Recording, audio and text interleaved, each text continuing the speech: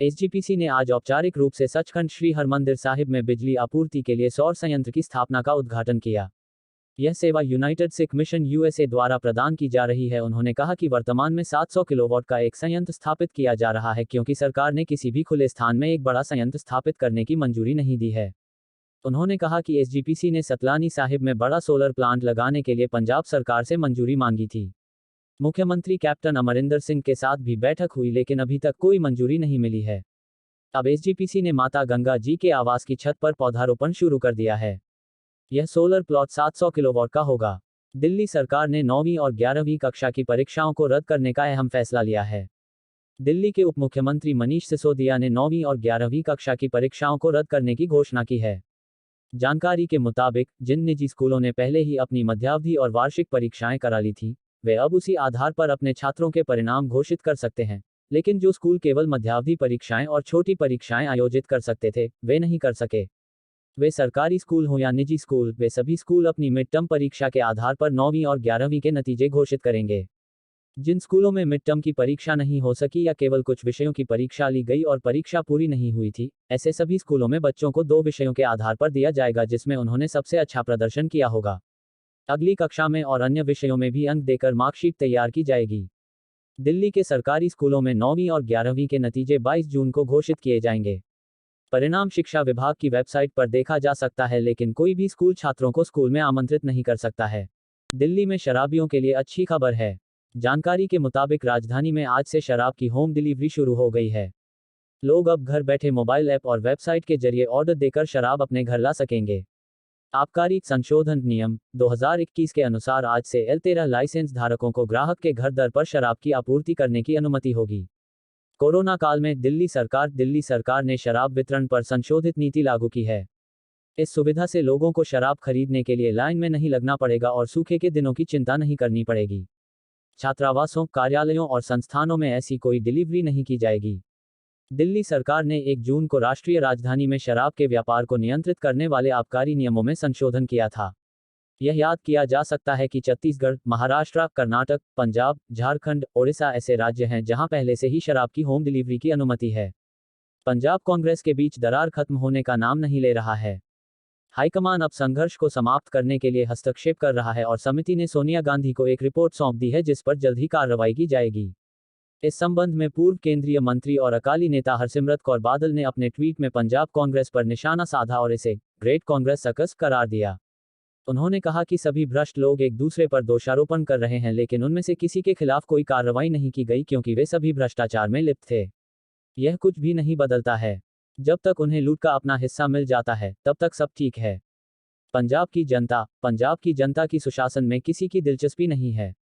Akhil Bharatiya Congress committee के एक panel ने पंजाब में चल रहे आंतरिक विवाद पर सोनिया गांधी को एक रिपोर्ट सौंपी है। पैनल के एक सदस्य के हवाले से बताया गया कि कमेटी ने 5 बड़ी सिफारिशें की थीं। इनमें कैप्टन अमरिंदर सिंह को प्रभारी नियुक्त करना, सिद्धू को पार्टी में किसी उच्च पद या शीर्ष मंत्री पर नियुक्त करना, पार्टी संगठन में सुधार करना, हाशिए की जातियों से संपर्क करना और दलितों को महत्वपूर्ण पद देना और बोर्ड और निगमों में पार्टी नेताओं की नियुक्ति करना शामिल है। पैनल ने यह भी सिफारिश की कि मुख्यमंत्री कैप्टन अमरिंदर सिंह को मुख्यमंत्री के रूप में बने रहना चाहिए। हालांकि राज्य में असंतुष्ट पार्टी नेताओं ने इसे निराशाजनक तरीके से पारित किया है। यह भी कहा जाता है कि भविष्य की योजना बनाने के लिए गुरुवार को एक बैठक आयोजित की गई थी।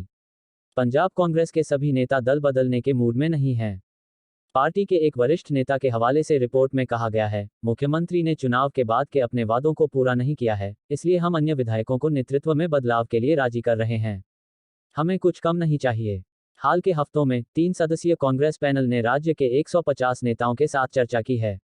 पंजाब कांग्रेस में दरार तेज होती जा रही है। अखिल भारतीय कांग्रेस कमेटी के एक पैनल ने पंजाब में चल रहे आंतरिक विवाद पर सोनिया गांधी को एक रिपोर्ट सौंपी है। पैनल के एक सदस्य के हवाले से बताया गया कि कमेटी ने 5 बड़ी सिफारिशें की थीं। इनमें कैप्टन अमरिंदर सिंह को प्रभारी नियुक्त करना, सिद्धू को पार्टी में किसी उच्च पद या शीर्ष मंत्री पर नियुक्त करना, पार्टी संगठन में सुधार करना, हाशिए की जातियों से संपर्क करना और दलितों को महत्वपूर्ण पद देना और बोर्ड और निगमों में पार्टी नेताओं की नियुक्ति करना शामिल है। पैनल ने यह भी सिफारिश की कि मुख्यमंत्री कैप्टन अमरिंदर सिंह को मुख्यमंत्री के रूप में बने रहना चाहिए। हालांकि राज्य में असंतुष्ट पार्टी नेताओं ने इसे निराशाजनक तरीके से पारित किया है। यह भी कहा जाता है कि भविष्य की योजना बनाने के लिए गुरुवार को एक बैठक आयोजित की गई थी। पंजाब कांग्रेस के सभी नेता दल बदलने के मूड में नहीं हैं। पार्टी के एक वरिष्ठ नेता के हवाले से रिपोर्ट में कहा गया है, मुख्यमंत्री ने चुनाव के बाद के अपने वादों को पूरा नहीं किया है, इसलिए हम अन्य विधायकों को नेतृत्व में बदलाव के लिए राजी कर रहे हैं। हमें कुछ कम नहीं चाहिए। हाल के हफ्तों में 3 सदस्यीय कांग्रेस पैनल ने राज्य के 150 नेताओं के साथ चर्चा की है। असंतुष्ट नेताओं ने स्पष्ट कर दिया है कि असली मुद्दा कैप्टन अमरिंदर सिंह और नवजोत सिंह सिद्धू के बीच नहीं है, बल्कि अभद्रता और पुलिस फायरिंग सहित कई अन्य मुद्दों पर चिंता जताई गई है। कांग्रेस अध्यक्ष सोनी, कांग्रेस हाईकमान का जो भी आदेश होगा उसका पालन किया जाएगा। जाखड़, पंजाब कांग्रेस में दरार को खत्म करने के लिए कांग्रेस आलाकमान ने खड़गे कमेटी का गठन किया था। यहां तक उन्हें उप मुख्यमंत्री का पद देने के लिए भी कहा गया है। ऐसी भी खबरें हैं कि कैप्टन अमरिंदर सिंह मुख्यमंत्री बने रहेंगे और अगले चुनाव में पार्टी का नेतृत्व करेंगे। हालांकि खड़गे कमेटी ने कांग्रेस नेता नवजोत सिंह सिद्धू का फैसला कांग्रेस अध्यक्ष सोनिया गांधी पर छोड़ दिया है, लेकिन कहा गया है कि उन्हें उपयुक्त जगह दी जानी चाहिए। प्रदेश अध्यक्ष बदलने की भी चर्चा है।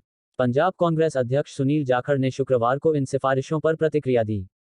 नवजोत सिद्धू को मान पद देने के प्रस्ताव पर जाखड़ ने कहा, कप्तान अमरिंदर सिंह और पंजाब कांग्रेस के तमाम नेता पहले से ही मानते हैं कि नवजोत सिद्धू को उनके पद के मुताबिक पार्टी में जगह मिलनी चाहिए। ऐसे में चाहे जो भी आदेश हो, हाईकमान के आदेश का पालन किया जाएगा। प्रदेश अध्यक्ष को हटाने के प्रस्ताव पर जाखड़ ने कहा, अगर मेरे इस्तीफे से पंजाब में पार्टी को मजबूती मिलती है और कांग्रेस आलाकमान को लगता है कि मेरे अलावा कोई नेता मुझसे बेहतर पंजाब कांग्रेस नहीं चला सकता, मैं उनका स्वागत करूंगा और मैं अपने पद से इस्तीफा देने को तैयार हूं। इससे कोई फर्क नहीं पड़ता कि कौन पद पर है, हमारे लिए पार्टी को आगे ले जाना ज्यादा जरूरी है। अगली खबर है हरियाणा स्कूल बोर्ड की। हरियाणा स्कूल शिक्षा बोर्ड ने 10वीं के नतीजे घोषित कर दिए हैं। शुक्रवार को घोषित परिणाम में कोई भी बच्चा फेल नहीं हुआ और न ही किसी टॉपर की घोषणा हुई। परिणाम स्कूलों द्वारा प्रदान किए गए आंतरिक मूल्यांकन पर आधारित है। वहीं ओपन और प्राइवेट छात्रों का रिजल्ट रोक दिया गया है। साथ ही जिन बच्चों के इंटरनल असेसमेंट नंबर बोर्ड को नहीं मिले, उनका भी रिजल्ट रोक दिया गया है। छात्र अपना रिजल्ट https://bse.org.in पर जाकर चेक कर सकते हैं।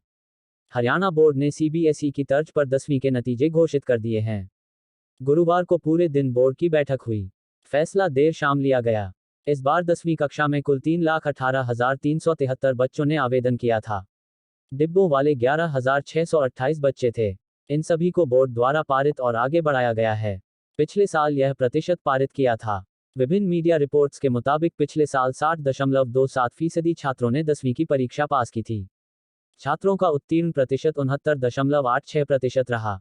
पिछले साल 1,11,751 छात्रों और 1,06,369 छात्रों ने 10वीं की परीक्षा पास की थी। अगली खबर है, राष्ट्रीय SC आयोग ने पंजाब के मुख्य सचिव को दिल्ली बुलाया। पंजाब में पोस्ट मैट्रिक छात्रवृत्ति योजना के तहत अनुसूचित जाति के छात्रों की समस्याओं के समाधान के लिए राष्ट्रीय अनुसूचित जाति आयोग द्वारा पंजाब सरकार को 3 अलग-अलग नोटिस भेजे गए थे। इतना ही नहीं, 10 जून तक कोई जवाब नहीं आया। आयोग के अध्यक्ष विजय सांपला ने इस पर कड़ा संज्ञान लेते हुए पंजाब के मुख्य सचिव के साथ 3 अन्य अधिकारियों को 17 जून को दिल्ली तलब किया है। आयोग ने 3 नोटिस जारी किए, जिसमें 25 मई को जारी 15 दिन के नोटिस का अब तक कोई जवाब नहीं मिला है। पंजाब सरकार ने तत्काल जारी करने के लिए 7 जून और 10 जून को जारी नोटिसों का अभी तक कोई जवाब नहीं दिया है। राष्ट्रीय अनुसूचित जाति आयोग ने मुख्य सचिव पंजाब, प्रमुख सचिव सामाजिक न्याय, अधिकारिता और अल्पसंख्यक विभाग और प्रमुख सचिव उच्च शिक्षा को नोटिस जारी किया और आयोग के अध्यक्ष विजय सांपला के समक्ष व्यक्तिगत रूप से नवीनतम कार्रवाई की रिपोर्ट पेश की। 17 जून को आने को कहा। साथ ही आयोग ने उनसे पोस्ट मैट्रिक छात्रवृत्ति, केस डायरी आदि से संबंधित सभी फाइलें लाने को कहा है।